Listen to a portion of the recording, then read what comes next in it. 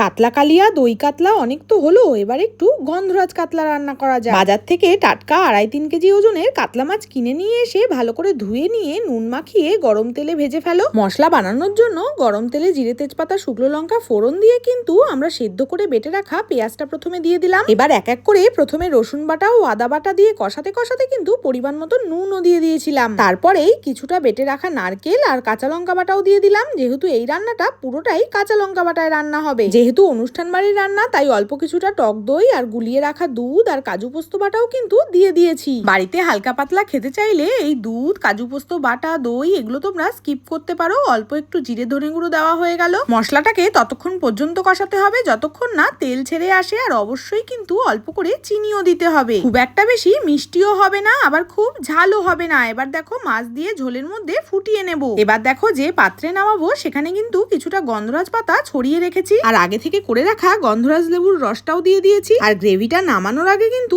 দেখে নিতে হবে খুব বেশি ঘন বা খুব বেশি পাতলা যেন না হয়। কিছুটা গরম মশলা ও বাটার দিয়ে কিন্তু এবার আমরা গ্রেভিটা মাছের ওপর থেকে দিয়ে দিচ্ছি। সাজিয়ে রাখার জন্য ওপর থেকে কিছুটা ফ্রেশ ক্রিমও ব্যবহার করেছি। গন্ধরাজ লেবুর গায়ের খোসাগুলো কিন্তু গ্রেট করে রেখেছিলাম, সেগুলোই এখন ওপর থেকে দিয়ে দিতে হবে। গরম ভাতের সাথে মুখে দিলেই আলাদা একটা ফ্লেভার পাওয়া যাবে।